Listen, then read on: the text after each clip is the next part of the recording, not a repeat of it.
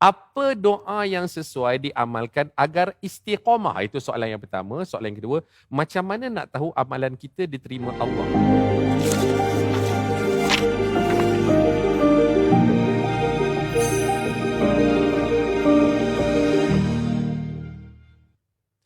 A'udzu billahi minasyaitonir rajim. Bismillahirrahmanirrahim. Innal hamdalillah nahmaduhu wa nasta'inuhu wa nastaghfiruh wa na'udzu billahi min syururi anfusina wa min sayyiati a'malina. May yahdihillahu fala mudhillalah wa may yudlilhu fala hadiyalah. Asyhadu an la ilaha illallah wa asyhadu anna Muhammadan 'abduhu wa rasuluh. Allahumma salli ala Muhammad wa ala ali Muhammad. Assalamualaikum warahmatullahi wabarakatuh. Tuan-tuan, puan-puan, ayahanda, bonda, para penonton setia yang tetap menyokong dengan penuh padu dan tegar program kita Bedah Hadis edisi Ramadan, Ramadan Gaya Rasulullah. Satu rancangan yang kita bawakan kepada semua untuk kita sama-sama boleh belajar, kita sama-sama boleh faham, kita sama-sama boleh amal sunnah Rasulullah sallallahu alaihi wasallam berlandaskan, bersandarkan dengan rujukan kepada hadis-hadis sahih. Alhamdulillah. Hari ini hari Jumaat. Hari ini hari Jumaat. Hari ini adalah hari yang kita sebut sebagai hari Jumaat yang terakhir untuk bulan Ramadan. InsyaAllah pada minggu depan, insyaAllah kita akan menyambut hari raya. InsyaAllah diizinkan Allah Subhanahu Wa Taala. Dan untuk malam ini kita akan cerita tentang perkara-perkara yang bersangkutan dengan selepas Ramadan. Bersama dengan saya Coach Jamil Wahab sebagai host untuk program kita ini. Dengan episod kita pada kali ini, episod terakhir ya. Ayah dan bunda, tuan-tuan dan puan-puan, episod terakhir kita bawakan tajuk tips konsisten selepas Ramadan. Dan panel jemputan kita, guru kita bersama yang akan bersama-sama kupas hadis, yang akan bersama-sama kongsikan tips untuk nak konsisten. Inilah dia Al-Fadhil Prof. Madya Dr. Ahmad Sanusi Azmi, Timbalan Dekan Penyelidikan dan Inovasi Fakulti Pengajian Quran dan Sunnah USIM, dan juga beliau ini adalah host dan penyelidik My Hadith Time. Assalamualaikum Prof. Waalaikumsalam warahmatullahi. Terima kasih dah bersama-sama kita di Bedah Hadis ini. Sama-sama insya-Allah. Kau Jamil sihat Alhamdulillah, alhamdulillah. Malam ini kita memang kena bagi lagi sihat lah. Allahu akbar, insya-Allah. Satu hari Jumaat, dua semalam kita dah cerita tentang sunnah-sunnah hari raya. Masya-Allah. Hari ini kita nak bersama dengan Prof, kita nak bercerita tentang tips supaya saya boleh konsisten, Prof. Masya-Allah. Kita dah melalui Ramadan. Betul. Kita dah usahakan nak mendidik diri kita. Betul. Dengan orang kata apa, level puasa tu kita nak menjadi hamba Allah Ta'ala yang bertakwa. Betul. Dan kita tak nak terhenti setakat tu. Kita nak terus sambung supaya takwa tu bukan habis Ramadan, habis. Kita nak teruskan. Kan Prof kan? Betul. Dan tentunya bukan setakat saya sahaja yang nak tahu tentang tips konsisten selepas Ramadan. Juga kita punya sahabat-sahabat, para penonton, tuan-tuan dan puan-puan, tentu ramai lagi yang nak bersama-sama dengan kita nak tahu tips kita boleh konsisten selepas Ramadan. Dan usahakan sama-sama ayah dan bunda, tuan-tuan dan puan-puan, share. Ramai kita nak bagi dapat manfaat ini. Lepas tu tekan love, tekan like banyak supaya meriah. Follow juga channel, follow Twitter, follow Instagram, follow Facebook My Hadith Time. Kan? Dalam ruangan komen tu tuliskan komen anda, tuliskan learning point yang anda dapat. Mungkin ada sahabat kita, saudara mara kita yang lambat sikit masuk, boleh dapat perkongsian pada malam ini. Prof, kita nak mulakan dengan saya bacakan hadis dulu. Baik. Bacakan hadis dulu. Betulkan saya punya idgham semua. Kan? Lepas tu kita akan, untuk segmen ini kita nak tengok apa mesej daripada hadis ini. InsyaAllah. Baik. InsyaAllah. Hadis kita, ayah dan bunda, tuan-tuan dan puan-puan, pada malam ini, itulah sabda Rasulullah sallallahu alaihi wasallam. Likulli amalin syirrah wa likulli syirratin fatrah. Faman kanat fatratuhu ila sunnati faqad aflaha wa man kanat ila ghairi dhalika faqad halak. Maksudnya, setiap amalan ada waktu syirrah, yakni kuat keinginan dan bertenaga. Dan setiap waktu syirrah ada waktu fatrah, lemah dan lesu. Maka sesiapa yang dalam tempoh lesu amalannya itu, dia masih kekal dalam sunnahku.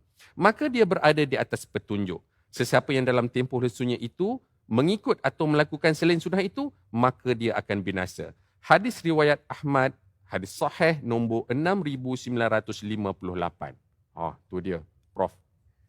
Hadis ni, kalau tanya saya lah, sepintas lalulah tengok, dia macam awal-awal tu cerita, saya ni ada waktu saya kuat. Betul. Ada waktu saya lemah.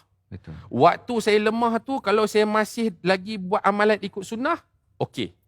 Cantik, berjaya. Sure. Tapi kalau waktu saya lesu tu, saya tak buat sunnah, maka perkataan dalam maksud ni disebut binasa. Kalau saya tengok ni apa?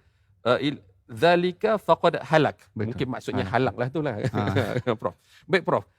Adakah benar setakat kefahaman saya tu, dan jika salah mohon betulkan, dan apa seterusnya mesej daripada hadis ni, Prof? Silakan. Baik, terima kasih Coach Jamil. Assalamualaikum warahmatullahi wabarakatuh. Waalaikumsalam. Tuan-puan, ibu ayah yang dirahmati Allah sekalian, hari ini kita akan kongsi juga bersama dengan Coach Jamil mengenai tentang hadis yang disebutkan tadi, iaitu Rasulullah SAW bersabda, likulli amalin syirrah. Setiap amalan itu ada syirrah. Tadi Coach Jamil dah sebut dah tentang syirrah ni. Syirrah ini adalah kalau ikut Al-Imam Mubarakfuri, ketika dia menghuraikan hadis ini, dia kata syirrah ini adalah hirsu wan nasyat. Hirs ni adalah dia ada kesungguhan ataupun dia ada kesungguhan dekat situ, dan nasyat ini adalah dia ada tenaga ataupun energetik ketika mana sesuatu amalan tu sedang berlangsung. Yang ni sebenarnya tuan-puan, ibu ayah, kalau kita perhatikan, ada kalanya perkara ni kita boleh semak masing-masing dekat diri kita. Ada kalanya kita dirikan solat, kita rasa seronok solat, sehingga kan selesai solat kita nak solat lagi. Kita nak solat lagi, ada syirrah dekat situ. Ada kesungguhan dan ada kekuatan dia di situ. Tetapi ada kalanya, Rasulullah kata, walikulli syirratin fatrah. Ada juga masanya, setiap keaktifan itu akan ada lesunya tu tadi. Lalu Rasulullah ingatkan kepada kita, faman kanat fatratuhu ila sunnati. Siapa yang kelesuan dia tu, dia melakukan perkara yang tidak terkeluar daripada sunnah Rasulullah. Maknanya masih menjaga perkara yang dipandukan oleh syarak, maka faqad aflaha, dia telah selamat. Aflaha tu kan kita tengok dalam surah Mu'minun, qad aflahal mu'minun, telah berjaya orang yang beriman tu tadi. Tapi Rasulullah kata, wa in kanat ila ghairi dhalik, tetapi sekiranya selain daripada itu, dia melakukan perkara yang melampaui batas daripada apa yang telah digariskan oleh sunnah, maka dia akan termasuk dalam golongan yang dia kata halak. Halak ni maksudnya golongan yang rugi. Golongan yang rugi. Ataupun golongan yang binasa lah. Khasirah rugi, halak ni maksudnya binasa. Tapi poin yang saya ataupun yang nak disampaikan daripada hadis ini, berdasarkan huraian para ulama, dia seakan-akan Rasulullah ni mendalami jiwa kita.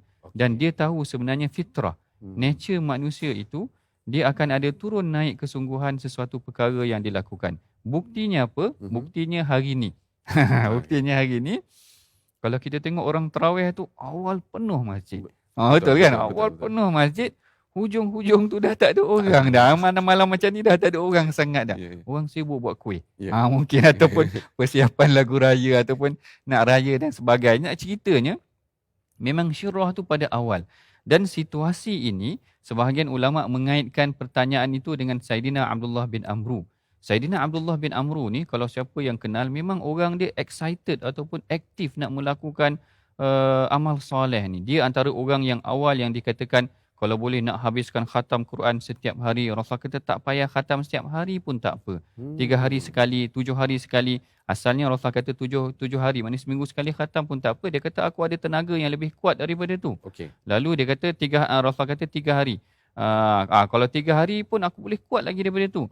Lalu Rasulullah kata jangan lebih daripada 3 hari. Maknanya seakan-akannya Rasulullah menggalakkan bacaan Al-Quran tu bukan sekadar baca laju-laju macam tu, tetapi tadabbur, berhenti juga tadarus dan memahami maksud yang ada dalam Al-Quran. Itulah maksudnya tu tadi. Sebab nanti orang akan kata, dalam Ramadan ni Imam Syafi'i pun habis berpuluh kali, kenapa pula boleh? Kalau kat situ Al-Imam Ibn Rajab kata, kesungguhan dalam bulan yang tertentu, maknanya ada masa yang dibenarkan ni tadi, maknanya difokuskan untuk melakukan amal ibadah, tidak mengapa. Apa yang saranan umum yang Rasulullah lakukan tu adalah supaya manusia ni nanti dia bimbang. Itu yang kita kata tadi. Rasulullah bimbang, nanti excited, baca banyak sangat, lama-lama dia sendiri yang lemau. Dia sendiri yang lemau tu tadi. Sebab itulah kalau kita perhatikan Saidina Abdullah bin Mas'ud. Saidina Abdullah bin Mas'ud ni dia hanya menyampaikan pengisian dia 3 hari setiap hari Selasa ataupun ada hari tertentu sahaja. Apabila ditanya sedemikian, dia kata aku bimbang nanti kamu akan luntur. Maknanya akan tak semangat dah untuk pengajian tersebut. Jadi itu ada kalanya para ulama dia menghadkan masa tertentu. Sama juga dengan kita tengok Rasulullah tadi bagi bimbingan kepada para sahabat. Ada kala-kalanya kita aktif tu tadi, maka kita nampak semangat, tapi dibimbangi waktu lemah tu kita tak boleh nak kawal kekuatan ataupun kita dibimbangi menyeleweng kepada perkara yang lain. Cuma ada satu perkara lagi yang saya suka tambah, nasihat Saidina Umar. Apabila menceritakan tentang sifat hati. Saidina Umar kata innalil qalbi, sesungguhnya hati ini ada idbaran wa iqbalan wa idbara. Ada kalanya hati ni memang betul-betul dia menghadap dan ada kalanya dia berpaling. Ada kalanya berpaling. Ada kalanya kadang-kadang kita excited ataupun seronok baca Quran. Tapi ada masanya macam tak boleh nak baca Quran, macam malas sangat. Lalu ini yang Saidina Umar kata, hati kita ini kadang-kadang dia menghadap betul, iqbal, dia menerima apa yang Allah Ta'ala perintahkan. Ada kalanya dia idbar, dia berpaling sedikit, dia tak nak buat. Ataupun macam kadang-kadang kita senang bangun subuh, kadang-kadang susah nak bangun subuh. Kenapa tak orang bangun ni kadang-kadang macam tu? Lalu ini yang Saidina Umar kata, ketika syirah itu, ketika energi itu tengah ada, maka dia kata fokuskan kepada amal sunat yang sangat banyak. Tetapi sekiranya sedang fatrah, sedang sekiranya hati itu tengah lesu, lemau dan sebagainya. Lemau ni betul lah perkataannya, lemau itu boleh kita kat sini. Lemau itu tadi. Jadi dia kata jangan sampai terlepas amalan fardu. Maknanya ketika excited, ketika tengah energetik tu tadi, fokus amal sunat, solat sunat banyak, baca Quran banyak, puasa sunat banyak, tak menjadi fokus betul-betul. Tetapi ada kalanya bila jiwa tu sedang lemah, fokus kepada amalan fardu sahaja. Jangan sampai fardu pun tertinggal. Itulah yang Rasulullah kata faqad halak, maka binasalah sampai fardu pun boleh tertinggal. Prof, bila tengok kepada apa yang Prof bawakan itu tadi, penjelasan hadis ini, saya dapat 2 poin. Bagi saya lah dua poin besar. Satu, macam mana Rasulullah SAW menyatakan tentang fitrahnya manusia itu. Betul. Dia ada waktu dia akan memang kuat, bersemangat, yang dinyatakan ni, dan ada waktu lemah. Itulah manusia. Betul. Kan? Fitrah, rota. Bukan fitrah yang ini. Betul. Fitrah yang maknanya itulah natural kita. Okey, itu satu. Dan dua, daripada penerangan itu juga hadis ini nak memberitahu tentang seni macam mana saya nak melaksanakan ibadah secara konsisten. Boleh saya sebut macam tu, Prof? Betul. Seni. Saya bila waktu saya tengah semangat, macam mana kaedah saya? Bila waktu saya tengah semangat tu tengah lemau ataupun tak berapa nak tak syok sikit, macam mana saya nak buat? Ini tuan-tuan dan puan-puan, para penonton sekalian, kita nak kena ambil cakna tentang diri kita. Kita nak kena sedar, saya ini ada waktu ini saya kuat, ada waktu saya lemah. Jadi semasa saya tengah kuat, saya tengah semangat, so, macam mana kaedah ibadah yang saya nak buat? Waktu saya tengah, okeylah, bolehlah, apalah, kan? Waktu tu macam mana saya nak buat? Banyak lagi persoalan yang kita nak tanyakan dengan Prof, nak minta Prof kongsikan dengan kita ni. Nak pula sekarang ini adalah episod akhir ni. Kena dengar sungguh-sungguh. Ajak lagi ramai-ramai. Tekan share tu, tuan-tuan dan puan-puan, supaya ramai boleh dapat manfaat daripada program kita ini. Namun sebelum itu, kita nak berhenti rehat dulu. Kita kembali selepas ini dalam Bedah Hadis edisi Ramadan. Ramadan Gaya Rasulullah.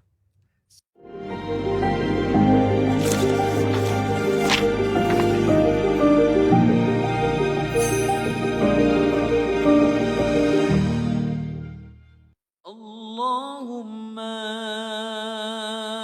salli ala Sayyidina Muhammad.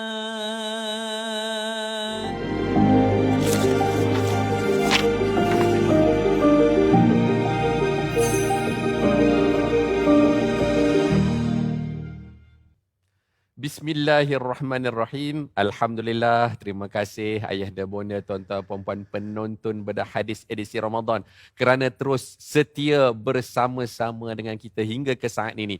Ayuh ajak lagi ramai-ramai untuk kita sama-sama dapat perkongsian yang amat bermanfaat daripada program ini. Ini episod terakhir tau. Ini episod terakhir. Dan tuan-tuan dan puan-puan, kita menjemput untuk tuan-tuan puan-puan semua bersama-sama boleh follow, boleh subscribe laman sosial Bedah Hadis. Ada channel YouTube, adanya Twitter, adanya Instagram, adanya Facebook, My Hadith Time. Jemput follow, jemput subscribe, jemput like, jemput share semua, insya-Allah. Baik, kita nak teruskan dengan perkongsian bersama dengan panel kita Profesor Madya Dr. Ahmad Sanusi. Okey, tuan-tuan dan puan-puan. Bulan Ramadan, Prof, kita dah ada tekad kita. Betul. Saya nak puasa, objektif besar saya nak bentuk diri saya jadi orang yang tattaqun. Betul. Orang yang mengamalkan perkara-perkara takwa. Dan bila kita tengok dalam bulan Ramadan tu, antara perkara takwa yang insya-Allah semua orang ada buat adalah baca Quran, Betul. solatnya, puasanya. Kita gabungkan jadi akronim dia QSP lah. QSP. QSP. Quran, solat, Solat, puasa. puasa. Baik. Kita berdasarkan tajuk kita hari ini, kita nak jadi konsisten selepas Ramadan. Baik. Dalam Ramadan kita dah bentuk QSP ni. Macam mana agaknya saya ni dapatlah Prof kongsikan tips dengan saya, dengan tuan-tuan puan-puan penonton ni untuk nak boleh maintain konsisten QSP ni habis Ramadan pun boleh jalan juga, Prof. Menarik. Ini satu soalan yang menarik. Kerana masalah ni memang masalah sejagat. Masalah sejagat. Kerana habis Ramadan, habis dah. Orang dah tak buat amal-amal soleh yang biasa dia buat dalam bulan Ramadan. Dan kadang-kadang bila habis Ramadan tu, ni sebenarnya Ramadan ni sesi kita muhasabah juga. Sebab apa? Bila kita masuk Ramadan, sebenarnya kita boleh bangun sebelum subuh, kan? Setuju. Tapi bila lepas Ramadan tak boleh bangun. Lepas subuh pun payah nak bangun, dikatakan macam tu.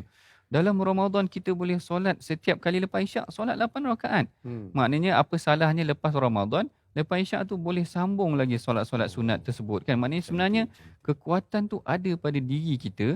Cuma mungkin kita perlukan support system. Maknanya sistem sokongan sekeliling yang membantu kita untuk sama-sama meneruskan apa yang telah kita lakukan dalam bulan Ramadan. Baik. Saya bagi sebagai satu contoh bagaimana kita nak konsisten dalam bulan Ramadan ini.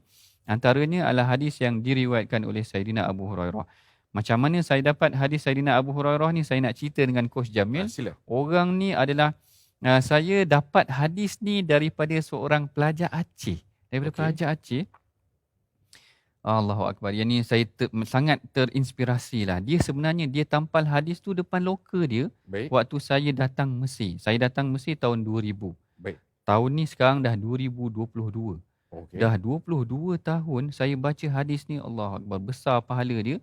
Hanya kerana dia tampal hadis tu dekat loka dia. Saya datang rumah dia, hadis tu ada dekat loka dia. Baik. Dan saya baca hadis tu, mula-mula saya tak faham. Tapi lama-lama hadis ni kadang-kadang macam tu. Kita hafal, kita ingat, lama-lama kita akan faham. Baik. Hadis ni Sayyidina Abu Hurairah cerita. Dia kata, Awsani khalili bithalas. Kekasih aku wasiatkan kepada aku 3 perkara. Lan atrukaha abadan. Yang aku tak akan tinggalkannya sepanjang hidup aku. Baik. Yang pertama dia kata salatul duha. Salat. Maknanya Abu Hurairah tidak pernah meninggalkan salat duha. Yang keduanya wasaumin salasati ayyam fi kulli syahr. Puasa 3 hari pada setiap bulan. Ni kita boleh pegang dah. Baik. Puasa setiap hari 3 bulan ni maknanya ini adalah amalan yang tidak pernah ditinggalkan oleh Sayyidina Abu Hurairah. Dan yang ketiganya wa naumin ala witir. Dan aku tidak akan tidur melainkan setelah aku berwitir. Maknanya solat witir tu tadi.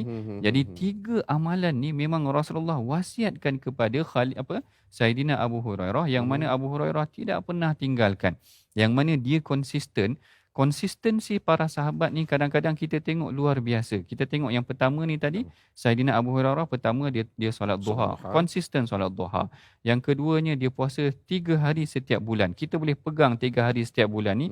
Isnin Khamis 2. Seminggu yang pertama dah dapat 2 dah. Betul. Masuk minggu yang kedua dah dapat 3. Cukup dah apa yang Rasulullah wasiatkan kepada Sayyidina Abu Hurairah tadi. Cantik. Yang ketiga solat witir tu tadi. Memang witir ni sebenarnya Kalau malas sangat pun 1 rakaat pun dah jadi dah. Boleh, Sebab boleh, witir boleh. 1 sahaja kalau tak silap saya lah.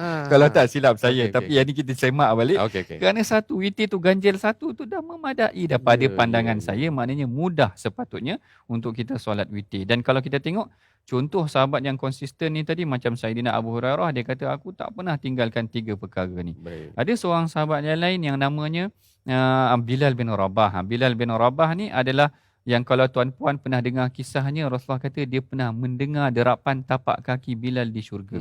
Dia kata, "Sami' ya Bilal bima sabaqtani fa inni sami'tu khashyataka fil jannah." Dia kata kepada Bilal, "Wahai Bilal, macam mana engkau mendahului aku kerana aku pernah mendengar khasyah, derapan tapak kaki ataupun siritan tapak kaki engkau dalam syurga." Lalu Bilal menyebut amalan dia. Ada yang menyatakan maknanya sama ada Bilal ni konsisten menjaga wuduk ataupun kebersihan dia, maknanya kesucian dia tu tadi. Ataupun ada yang kata setiap kali selepas dia berwuduk, dia akan solat sunat 2 rakaat. Okey. Solat sunat 2 rakaat dan dia konsisten dengan amalan tersebut. Apabila dia konsisten dengan amalan tersebut, menyebabkan Allah Ta'ala menjanjikan dia syurga kerana konsistensi dia tu tadi. Cantik. Cara dia konsisten tu tadi. Ha. Maknanya nak konsisten ni sebenarnya boleh. Para sahabat boleh buat tetapi tak perlu banyak. Kalau Kalau banyak ni tadi tu yang kita bimbang yang wala yusyaduddin dan agama ni tidak ditewaskan tidak dilakukan dalam keadaan yang sukar, melainkan dia akan menyebabkan seseorang tu tewas ataupun dikuasai ataupun gagal. Kita bayangkan macam tu. Ambil tips yang pertama daripada Saidina Abu Hurairah tu tadi, puasa 3 hari setiap bulan. Okey. Dan perkara ni juga yang Sayyidatina Aisyah ceritakan kepada apabila ditanyakan apakah Rasulullah tu berpuasa 3 hari pada setiap bulan, Aisyah kata ya. Dan Rasulullah tak kisah hari apa pun kalau dalam hadis tu lah. Tapi kalau kita ambil hadis yang lain, ada Isnin Khamis, ada puasa pertengahan bulan, hari-hari putih tu tadi. Baik. Maknanya boleh kita amalkan 3 hari setiap bulan, cuba konsisten. Tapi puasa ni sebenarnya susah pada hari yang bagi orang yang tidak biasa sebenarnya susah. Maknanya Setuju. mati hidup balik pun tak boleh nak puasa juga. Faham, Kerana dia tak boleh nak tinggal teh tarik dan roti canai dia dia tak boleh nak tinggal. Kalau tak boleh puasa tu tadi, sekurang-kurangnya konsisten baca Quran. Konsisten baca Quran, ada perkara yang dia boleh konsisten. Kan kita pernah dengar ada seorang sahabat, dia konsisten baca Qul Huwallah pada solat dia tu tadi. Sehingga menyebabkan perkara ni disampaikan kepada Rasulullah. Lalu ditanya kepada Rasulullah, kenapa engkau konsisten baca Qul Huwallah ni tadi? Kerana aku menyukai intipati ayat tersebut yang mengesakan Allah. Lalu Rasulullah kata, sesungguhnya Allah Ta'ala menyukai, mencintai engkau kerana engkau mencintai ayat yang mengesakan Allah Ta'ala tu tadi. Konsisten sahabat tu hanya simple sahaja, baca perkara yang sikit sahaja, tetapi boleh dibuat. Maknanya boleh dilakukan dan dia akhirnya mendapat ganjaran yang tinggi di sisi Allah Ta'ala. Allah Ta'ala sayang kepada dia. Ataupun yang perkara yang juga boleh kita amalkan, macam baca ayat kursi selepas daripada solat. Walaupun ayat tu simple, taklah sama macam kita tadarus.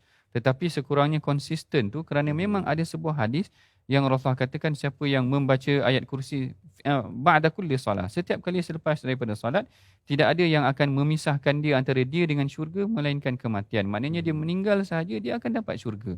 Konsisten baca ayat kursi pun telah memadai.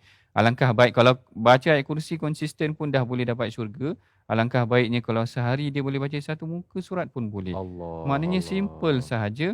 Perkara yang kita boleh galakkan kepada ataupun tips-tips yang kita boleh bagi kepada seseorang tu tadi. Dan yang ketiga, yang terakhir, yang pertama tadi, puasa 3 kali setiap bulan.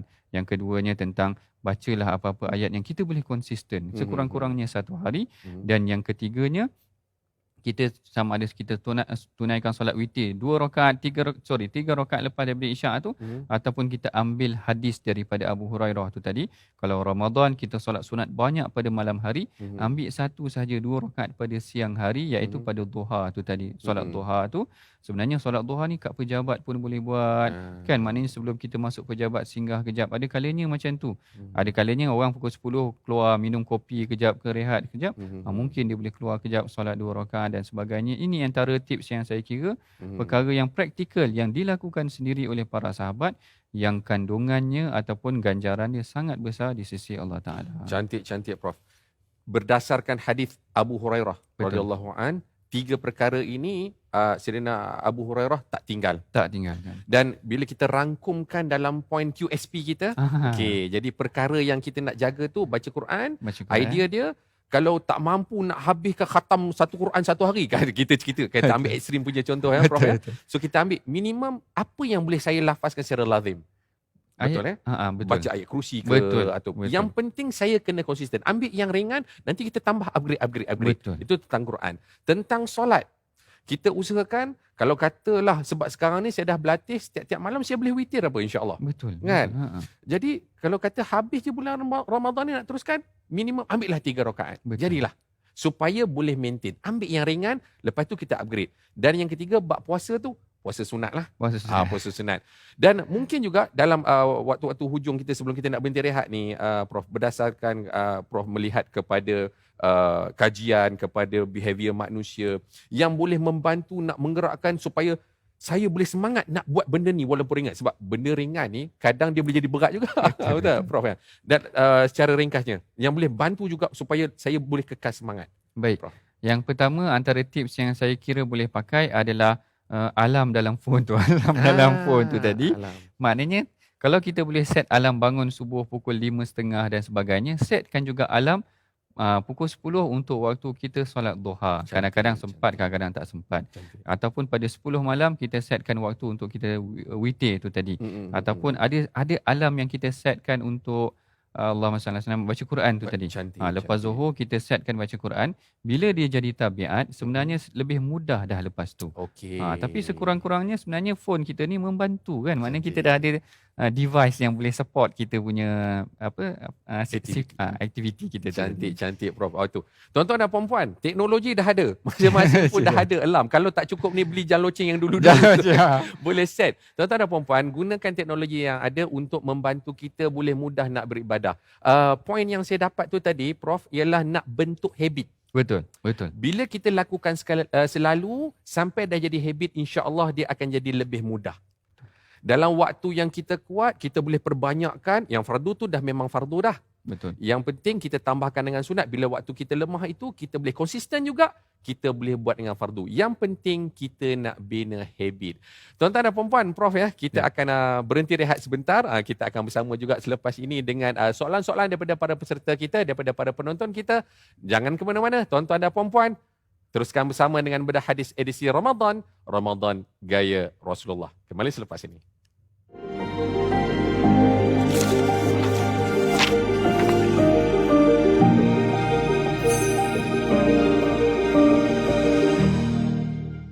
Allahumma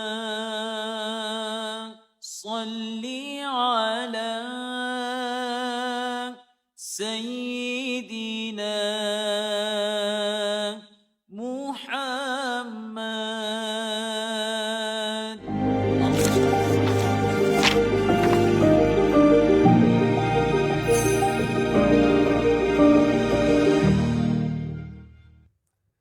Bismillahirrahmanirrahim. Alhamdulillah, terima kasih tuan-tuan, puan-puan, para penonton sekalian terus setia bersama dengan bedah hadis edisi Ramadan, Ramadan Gaya Rasulullah. Alhamdulillah. Kita nak menjemput tuan-tuan dan puan-puan untuk terus sharekan episod ini. Ini episod yang terakhir tuan-tuan dan puan-puan. Ini episod yang terakhir. Jangan sampai ada yang terlepas. Alah, tak sempat nak tengok. Tak mau. Tuan-tuan dan puan-puan, sharekan. Dan juga kita menjemput tuan-tuan dan puan-puan untuk follow, untuk subscribe laman sosial My Hadith Time. Ada channel YouTube, ada Twitter, ada Instagram, ada Facebook. Jemput ramai-ramai di situ. Banyak dikongsikan ilmu bermanfaat berkenaan hadis. Okey, kita nak teruskan ya. Prof, ini kita ada soalan-soalan peserta. Baik. Namun sebelum itu saya nak menyebut juga ni Prof, bila sebut tentang konsisten, saya teringat bila sebut tentang bulan Ramadan, berpuasa, ayat automatiknya surah Baqarah ayat 183. Betul. Dan perkataan hujung pada ayat tu adalah tattaqun. Okey. Kalau orang yang mengaji bahasa Arab yang pernah guru saya ajarlah Prof ya, tattaqun ni dia adalah fi'il mudhari'. Tattaqun kan, dia fi'il mudhari' yang mana dia berlangsung sepanjangnya. Betul. Sepanjangnya nak kena buatlah perkara-perkara takwa tu. Nak jadi konsisten tu. Sebab itu tajuk malam ni memang penting ni supaya saya sentiasa boleh nak jadi tattaqun tu. Betul. Baik. Kita nak masuk saya tu kira macam pembuka lah sebab nak masuk pada soalan yang pertama ni tuan-tuan dan puan-puan. Kita tengok kepada soalan yang pertama ini. Soalan yang ditanyakan oleh peserta kita. Dia pecah dua. Dia ada pecahan dia dua ni daripada Nadia. Soalan yang pertama, apa doa yang sesuai diamalkan agar istiqamah? Itu soalan yang pertama. Soalan yang kedua, macam mana nak tahu amalan kita diterima Allah? Okey. Kita pergi soalan yang pertama dulu, Prof. Ya. Doa yang sesuai diamalkan agar istiqamah. Dan saya akan terus bawa konteks supaya saya istiqamah jadi takwa. Baik.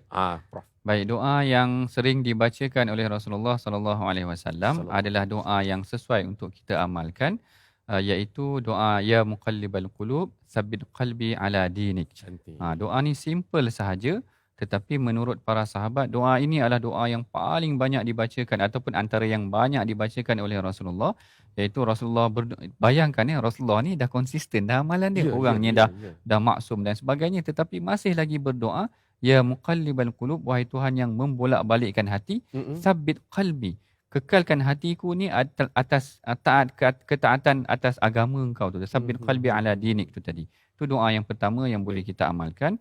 Manakala yang kedua saya kira adalah doa yang diajarkan oleh Rasulullah kepada Sayyidina Mu'adz. Sayyidina Mu'adz ni satu hari Rasulullah pegang dia, Rasulullah kata inni uhibbuka fillah. Aku sayang kepada engkau wahai Mu'adz, maka bacalah setiap kali selesai daripada solat, Allahumma a'inni ala zikrika wa syukrika wa husni ibadatik. Ya Allah, bantulah aku untuk melakukan bersyukur kepada engkau dan melakukan ibadah kepada engkau. Itu tadi. Doa dua ni sahaja sudah memadai. Mudah-mudahan Allah Ta'ala kekalkan kita untuk melakukan amal soleh dan Allah Ta'ala bantu kita untuk melakukan amal soleh. Itu tentang doa itulah. Bila nak istiqamah, jangan kita rasa saya memang boleh istiqamah berdasarkan daya upaya saya. Itu kita bukan kata tak boleh jadi keyakinan diri, tetapi kita nak awalkan dulu, kita nak bergantung kepada Allah Ta'ala. Macam tu Prof kan? Betul. Dan kita nak mulakan dengan doa. Dan dua doa saya nak recap balik Prof. Saya nak recap balik. Satu doa tuan-tuan puan-puan boleh jot down, boleh tulis ya. Satu, ya muqallibal qulub tsabbit qalbi ala dinik. Wahai yang membolak-balikkan hati, tetapkanlah hati saya di dalam agamamu. Itu doa yang pertama. Doa yang kedua, Allahumma a'inni ala zikrika wa syukrika wa husni ibadatik. Ya Allah, tolonglah saya atas Allahumma a'inni ala zikrika, untuk nak mengingatimu, wa syukrika, dan bersyukur kepadamu, wa husni ibadatik, dan berbuat baik dalam ibadah kepadamu. Cantik. Tuan-tuan dan puan-puan, dah boleh dapat insya-Allah ya. Kalau tak dapat nanti tengok ulangan. Baik, tadi kita ada pecahan yang kedua tu. Macam mana nak tahu amalan kita diterima Allah? Baik, yang ini antara perkara yang banyak juga ditanya dan saya perhatikan sebahagian ulama dia melihat bahawa amal saleh itu sekiranya dia diterima oleh Allah Ta'ala, dia akan membuahkan amal saleh yang lain. Yang biasanya keadaannya sedemikian. Sebagai contoh, maknanya bila kita banyak berpuasa, kita lagi excited ataupun seronok untuk meneruskan perkara tersebut. Ini antara tanda-tanda. Antara tanda-tanda amal soleh tersebut membuahkan amal soleh yang lain. Saya bukanlah nak kata sebab yang menerima amal soleh ni adalah Allah Ta'ala. Kita pun tak tahu. Ada kalanya mungkin lepas dia puasa, dia dah tak nak puasa pun, kita pun tak pasti maknanya amal soleh dia diterima ataupun tidak. Tetapi sekurang-kurangnya para ulama kata apabila dia melakukan amal soleh tersebut, salah satu tanda-tandanya dia diterima, dia adalah membuahkan amal soleh yang lain. Maknanya dia lagi seronok untuk melakukan amal soleh yang lain. Yang keduanya, sekiranya dia rasa macam dah tak berapa nak suka, itu dibimbangi. Amal soleh dia tu mungkin ada masalah. Sebagai contoh, dia menyumbang, katakan macam tu. Ini contoh dia lah, maknanya mungkin dia ada terselit unsur-unsur riak sebagai contoh. Maknanya memang dia buat untuk orang, bukan untuk Allah Ta'ala kan. Dia solat pun agar orang tengok dia solat, bukan untuk Allah Ta'ala, tak membuahkan amal yang lain. Jadi macam mana amal itu nak dianggap sebagai diterima, kerana lepas tu dia dah tak solat, dia hanya solat untuk orang nampak. Jadi dekat situ kita katakan, betul lah konsep yang digariskan oleh ulama' tu tadi. Kalau amal soleh dia tu membuahkan amal soleh yang lain, itu adalah sebagai salah satu tanda memang dia buat untuk Allah Ta'ala dan dia seronok dan Allah Ta'ala terima dan dia membuahkan amalan yang lain. Itu salah satu tanda-tandanya lah.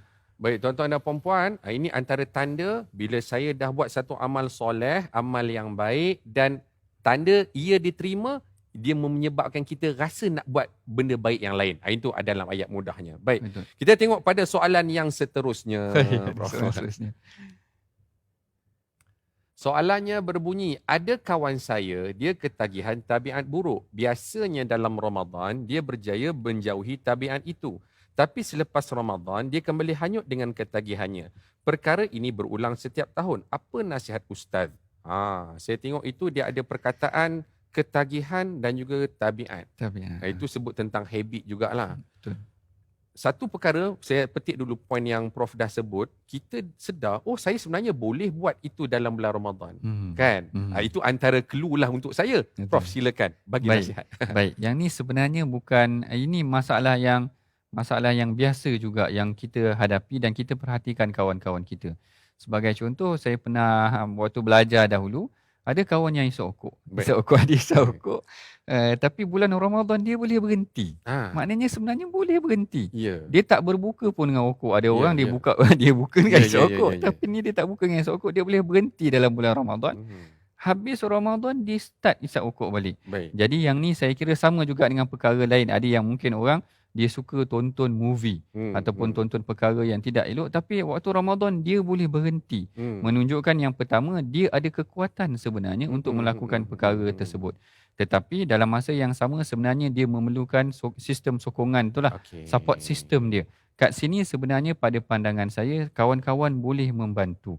Sebab dalam Ramadan tu suasana tu membentuk dia. Semua orang tak isap okok pada setiap hari. Semua orang melakukan amal soleh, buat kebaikan. Jadi dia terhenti kerana suasana sekeliling tu membantu dia pada pandangan saya lah. Apa salahnya, maknanya selepas daripada Ramadan, ada kawan-kawan yang tolong nasihatkan.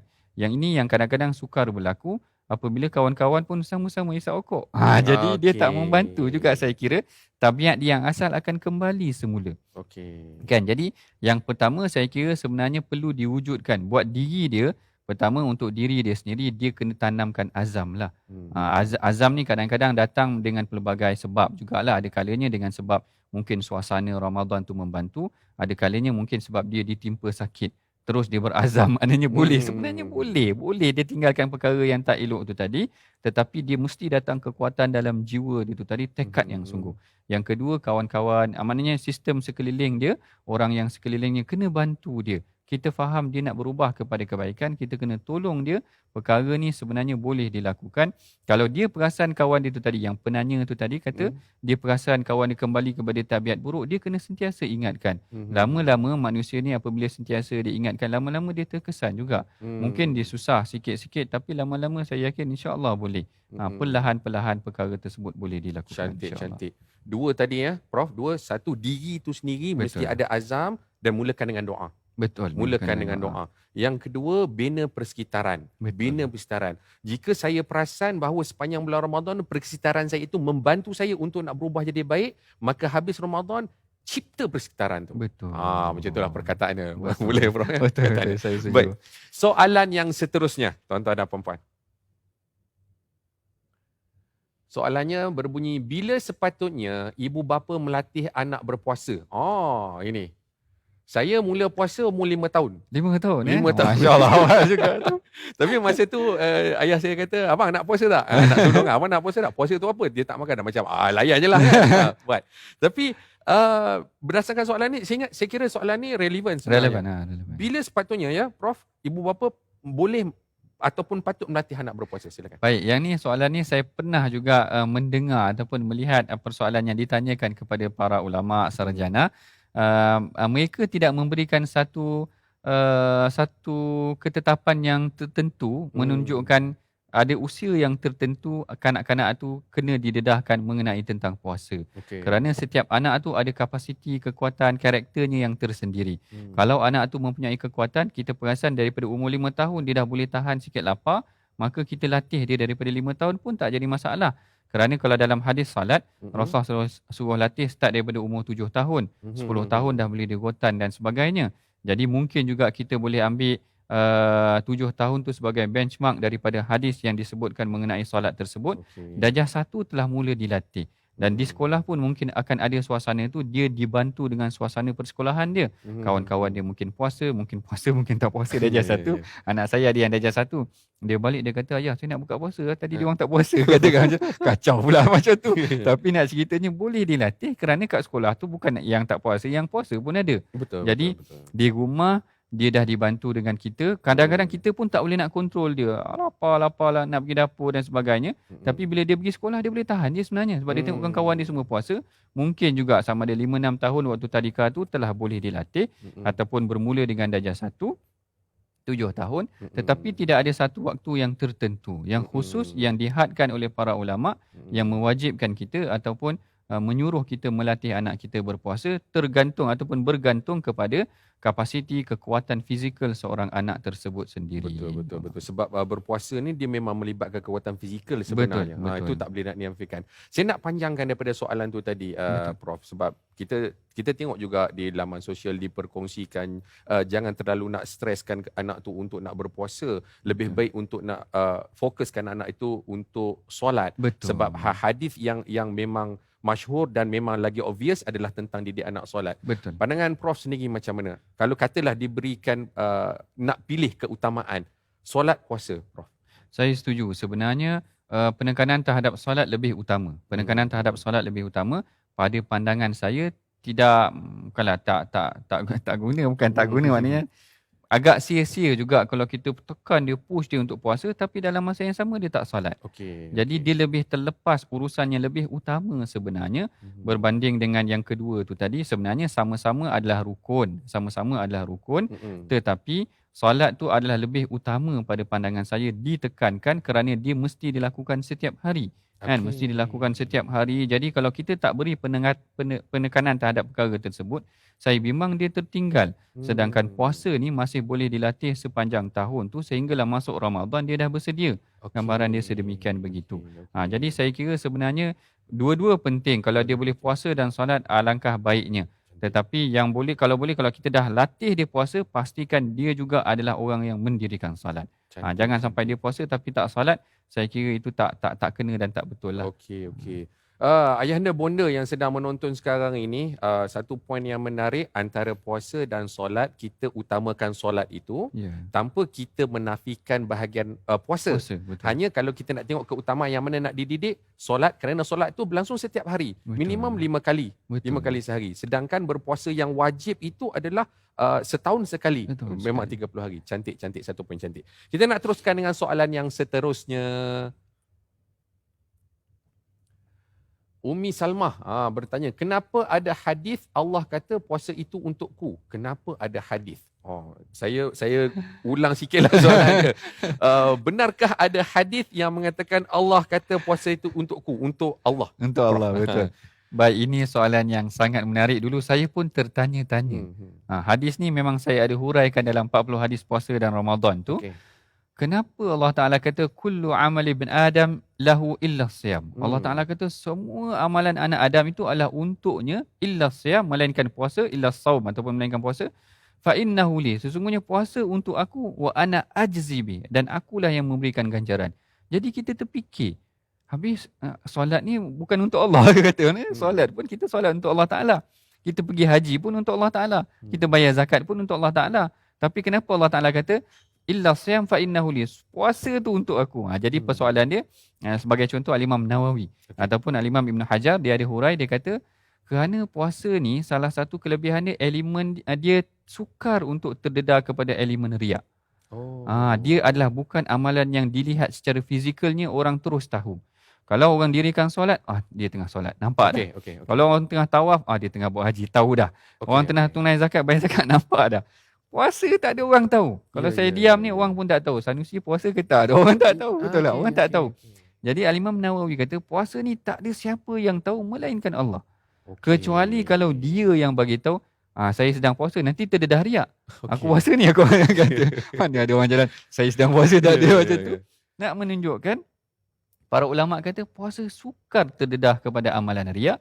Jadi unsur riak tu apabila terlepas, memang dia untuk Allah. Puasa tu memang untuk Allah. Ini tafsiran yang pertama. Penafsiran yang kedua, para ulama kata ataupun Imam Nawawi ataupun Ibn Hajar kata, dia kata puasa ni ganjaran dia tidak dikhususkan kepada ganjaran yang tertentu. Okey. Kalau solat berjemaah tu Rasulullah pernah sebut 25 ganjaran, Ya, 27 ya. ganjaran. Solat di Masjid Nabi ada 10,000 ganjaran, Masjid Haram ada beratus ribu ataupun ganjaran tertentu. Tetapi puasa tak ada. Lalu Okey. seakan-akan para ulama kata puasa ni ganjaran dia hanya Allah sahaja yang tahu. Memang sangat Oh. special. Orang lain tak tahu. Kalau dia puasa betul-betul iman dan wahtisaban tu tadi, memang Allah Ta'ala akan berikan dia ganjaran yang mungkin orang tidak tahu. Allah. Itu istimewanya amalan puasa ni tadi. Faham. Sehingga kan memang dia khusus untuk Allah Ta'ala dan ganjarannya hanya Allah sahaja yang tahu. Jadi itulah Allah. maksud sesungguhnya puasa itu adalah untuk aku. Macam tu. Prof, cantik sangat tu. Itu bagi semangat ni. Tuan-tuan dan puan-puan, hari ini hari Jumaat, walaupun ini adalah episod akhir, tapi di episod akhir bedah hadis. Bukannya episod akhir kita ini berpuasa. Berpuasa ada lagi hari-harinya, tuan-tuan dan puan-puan. Satu poin yang saya nak bawakan, ketengahkan sekarang, ganjaran untuk puasa, Allah Ta'ala saja yang tahu nak bagi. Allah Ta'ala saja. So, kita nak jadi hamba yang bersedia nak diangkat oleh Allah SWT, dipilih oleh Allah SWT untuk nak diberi ganjaran. Prof, kita dah di penghujung rancangan. Masya Allah. Rasa macam ada banyak lagi nak dikongsikan, tetapi begitulah adat hidup di dunia ini kan. Dia ada timeline dia. Di hujung rancangan ini, Prof, di episod akhir ini. Saya banyak kali sebut episod akhir ni kan. Saya nak mohon daripada Prof untuk berkongsikan nasihat. Baik. Berkongsikan nasihat kepada saya, kepada para penonton kita juga. Ambil jugalah kesempatan mengucapkan selamat hari raya kepada para penonton kita. Prof, silakan.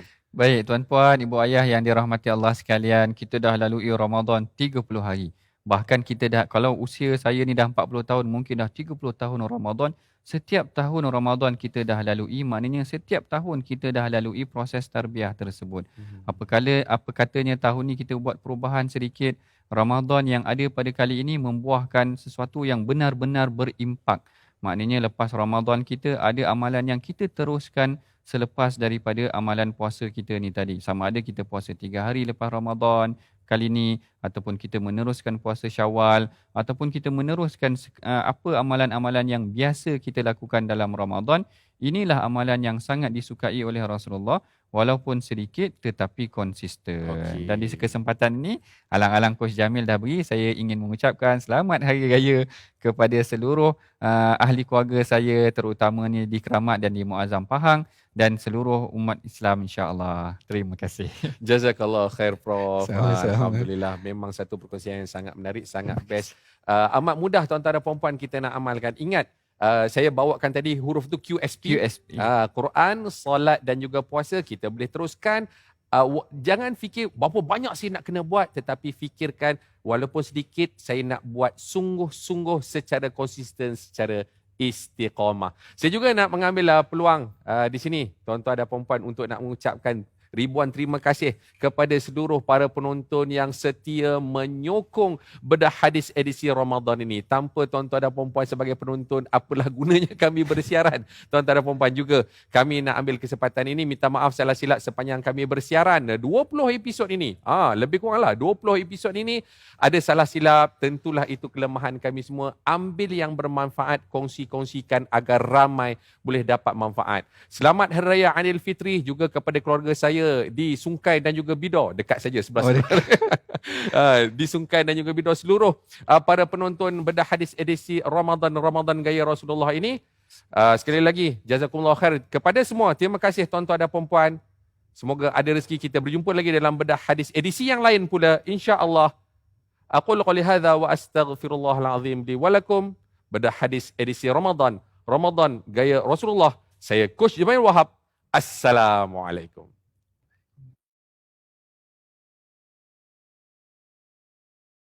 اللهم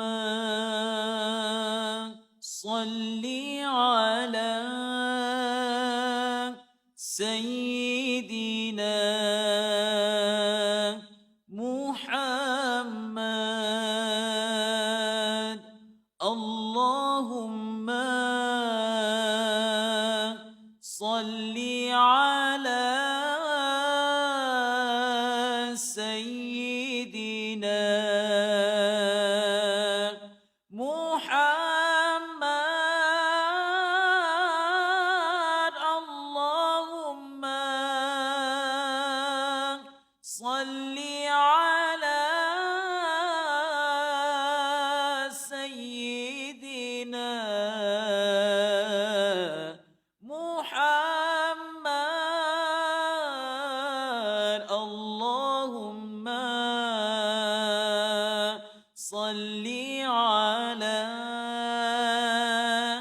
سيدنا